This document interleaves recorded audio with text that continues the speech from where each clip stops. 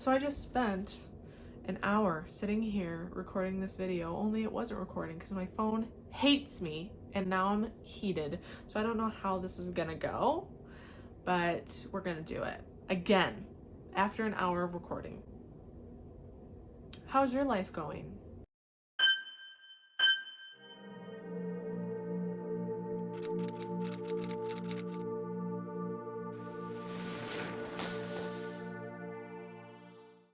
Welcome back to my channel. I hope you had a good 2 weeks. We're in a different area today because I decided to do something a little different. I do not have a book review ready for you guys, and I didn't want to rush my reading just for the sake of a review because I want to be real with you guys on my reviews, and I don't want to fake anything just for the sake of having a video up. I've also wanted to do a playlist of how I write, my tips and tricks for a while now, and now seems like a great time to start. I was a little apprehensive at first to start any sort of playlist about my writing, only because of the reason that I felt like I didn't know enough or was good enough to share this kind of information with you. I always felt like there's enough information out there on how to do these things that me making these videos is not going to make a difference. But then I realized that a lot of that kind of information out there is pretty negative. Not all, but there's a lot of it out there that's pretty negative on, 5 things you should never do if you want to publish, the do's and don'ts of publishing, and a lot of it's very negative, or 10 things you should never do if you want to be an author. They're put in a negative light of how you should write and what you should do, or you'll never be an author, or you'll never be published. And I personally hate that because writing is about self-expression and it's about art, and anybody can do anything, and a lot of people publish a lot of very unique things that I personally don't agree with, but hey, they're published, so I don't understand why you or I could do the same thing.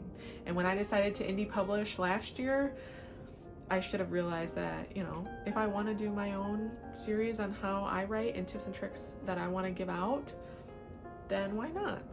Why not? So this will be the start of that, and this video is going to be how I write my books, and I hope that there's information in here that you will enjoy, that you can take back and maybe start your own series. If not, then I apologize for wasting your time.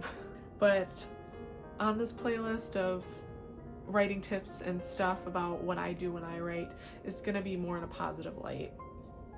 I'm not going to tell you how to do your writing. I'm not going to tell you how to become an author. I'm going to tell you how I've done things, and I hope that it can help somebody out there that is struggling, that feels like they don't know what they're doing, or they don't feel like they're good enough. Because let me tell you, you are good enough and you can do this. First off, I'll say you can write any way you want, as long as you're passionate and you write from the heart. Be brave when you write. You can always change it later.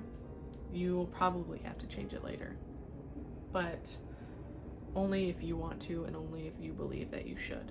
So this is information that I found and that I kind of go by, is different types of writing or different types of writers. I do all of these, so essentially I think it's just different types of writing, not writers. And the parentheses behind all of them is basically books that I've written or are in the process of writing, and that's how I wrote those specific books. The first one is outliners, people who specifically outline everything that's going to happen in a book before they start writing. I've done that a few times, and personally for me, it gives me more confidence when I write because it's already written down. So I already know that it's coming. So it gives me more ease to know that all of my points that I want to happen will happen because I made sure that the story is laid out so they will happen. There's generalized idea writing, which is kind of hard to, I don't know what it's called, maybe there is a name for it, but it's kind of fly by the seat of your pants writing, which I've done also, and it's very exciting. It's more of a thrill, and that's basically just having a generalized idea of what your story is going to be about, and maybe even an ending and a few plot points, like a big battle you want to happen, and then just writing it. not having anything else really written down other than the fact that, yeah, this is gonna happen and this is how I want it to end. It's very exciting, and it can be really fun because it kind of feels like just writing. You're just writing from your idea to your fingers. But sometimes you can have wonky turns that don't really happen to how you want them to, and then you have to backtrack and try to figure out how you're gonna make that ending happen that you wanted. Or maybe you don't have an ending that you really want, you just winging it, which is fun too. And then there's prompt writing, which I've done a few times, where I've picked a prompt online just because I felt like writing, and I wrote a few pages from that prompt, put it away, and then a year, maybe 2 later, I look back and say, I want to write a book off that.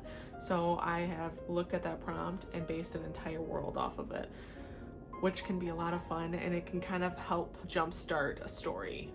If you are having a hard time figuring out a story and a cool idea, or you're just trying to find a story that you want to write, but you aren't sure where to start. Once I kind of figure out an idea and how I want to write it, I'll start doing my research.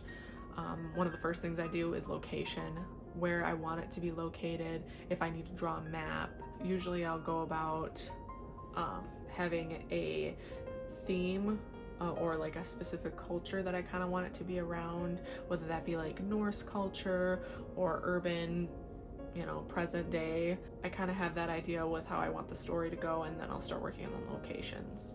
Usually names of places, maps, how I want it to be laid out, how far I want things to be from where we start to where we end. I'll kind of go deeper into the culture. How do I want it to be perceived? What do I want to base it off of? Whether that be like Vikings and Celtic, or do I want it to be more like steampunk, futuristic? You can pull a lot of ideas off of different subcategories of culture or history that might be helpful when writing a book. It's probably, for me, it's easiest if I pick a culture that already exists or a aesthetic that exists already, and kind of base some stuff off of that, just because I know I'm looking over here. I'm just kind of in my head right now, sorry. But it's helpful. It gives me a basis. People who can literally pull things out of thin air and make a culture all their own, I applaud you, because that is very difficult to do. To give my world some depth, I'll often choose a language or a different language from English. I use Latin a lot. I have also used Old Norse, but I feel like it gives you some heritage and depth, which heritage is another one I look at, and hierarchy. If you're gonna have kings and queens, maybe look at how that really works. If you're going to have councils, other different levels, kind of rules, regulations of stuff that you've seen to kind of help me figure out where I'm gonna go with it, or if I even like that. Or say I want to do councils, and then I realize that I don't know if I want there to be that many people making choices. Then I go back to kings and queens, or like a dictatorship or something like that. And that's what research is for, is to really figure out your system, because when you have that kind of information backing you before you even write, then it flows a lot better and you sound like you know what you're talking about. I also look into people. How are people going to live? What's their ethnicity? Are they going to be separated, or are they going to be mingled together? How do people live in certain areas? What's the climate going to be like? This is all really fun stuff that you can look into, really pull off of different parts of the world, which I find exciting. Research seems tedious, but there's a lot of fun things that you can kind of stitch together to make your own kind of people or your own kind of culture, and I think that's really fun. Then I start working on the full plot. Okay, how is this going to turn out? This is basically, if I'm gonna do like the outlining type of story, this is when you're figuring out the plot of your story, like what's gonna happen. What's the takeaway from this story? Is it about self-discovery? Is it about accepting who you are? Is it about fighting for your country? Is it about loyalty and honesty? You know what I mean? There's certain takeaways from stories that you get. And when I do outlining type of stories, sometimes I will work backwards. So I will start at the end, figure out what I want the ending to be like, and then I'll work backwards from there. I'm planning my outline, so then I know that everything is going to eventually smoothly go to the end. Or when I do generalized writing, it's going to be plot points. Like I said, I might pick one or two and the ending and then just start writing. So at least I kind of have a roadmap of where I kind of want to get to, and then eventually it'll flink out to the end and it'll all work out. But then I'll really, right before I start to write, I'll really start to hone on my characters. Like, who's my main character? I need to have a name. Do they have a love interest? You don't have to have love interests. I like that in stories. Who's your antagonist and why are they your antagonist? Do you have sidekicks or side characters? Do you have pets? Those are big things that you want to kind of have at least names and identities of, especially your MC. I have written before where I kind of just had a name and what they looked like, and then fleshed out their personality based on the story and how it happened and how they reacted to that story. That's exciting too. You don't have to have everything figured out right away. Sometimes it can be helpful. As I begin to write, this is when I kind of figure out how I want it to sound. Do I want it to be fast-paced in small paragraphs, or do I want it to be long and drawn out? Do I want this person to sound intelligent? Is this person going to have an accent? Is this person going to have slang? When is this written? You know, certain things that we say now we wouldn't have said back in the 18th century. So you have to think about those aspects as well. Where to start, when to start. If I'm talking to myself or to you, you just start. Doesn't matter where. I've started in the middle of a book before. I've written the ending first. It doesn't matter. Just start. That's what editing is for. And things to keep you going, because I guarantee once you start writing a book, you're not always going to want to be writing that book. You're going to have lulls and you're going to have writer's block probably once through the story, because there's not always going to be exciting points.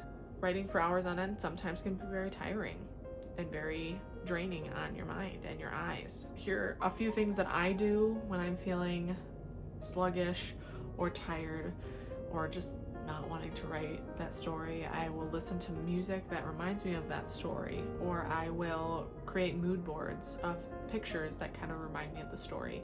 I'll create dream casts, which are basically pictures of actors that I think would look like or act like that character if it were to turn into a movie or a TV show. I've even bought stuff that reminded me of that story and used it. I was given a mug a while back from a friend, and it looks like a dragon, and I use that when I am writing a book I'm currently writing now, which is called Dueling Daughters, and it has to do with dragons, and it makes me feel more connected to the story when I write drinking out of that mug. And that's really about it. And like I said before, this is just how I write. You could decide that you have a name for a character and start writing. And you know that you want that person to fall in love, or you know that you want that person to suddenly fall through a portal into a different world, and that's all you have, and you just start writing. That's okay too. That's generalized writing, and you're just gonna fly by the seat of your pants, and that'll be exciting. Or you have an idea for an ending, and so you work backwards to make an outline and make an entire story based off that single ending. That's outline writing, and you're already doing it. You might already have an idea. You're already in the process of starting to write your own book. It's not that intimidating. You just take it one step at a time, one day at a time. Maybe you'll write a chapter and then you'll go back a week later and you hate it, and so you start all over. That's okay too. It happens. Just know that it's self-expression, and it's okay to mess up, and it's okay to take your time. The book that I'm publishing this year actually took 7 years. The series took 7 years. The first book probably took me a few years, and then after I really decided that I wanted to finish the series, the next 2 books or 3 books took less time, but that was also because I was excited about it. So it's okay if it takes you years. It just depends on how fast you want it to be published and how well you want it to be written. So you can write a book in less than a month and publish it, but books deserve to be taken care of. So if you have an idea, that's perfect, but don't rush it. because books deserve care and stories deserve to be fully fleshed out, to have the right kind of grammar and the right kind of spelling, to really be put to their full potential before being seen by the world. So take your time and have fun. That's the biggest thing, is have fun and be passionate, be brave when you write. And that is all I have for you guys today. Thank you so much for starting on this new journey of writing tips and tricks with me. I hope you liked it. I hope some of this kind of helped you. If not, I'm sorry for wasting your time.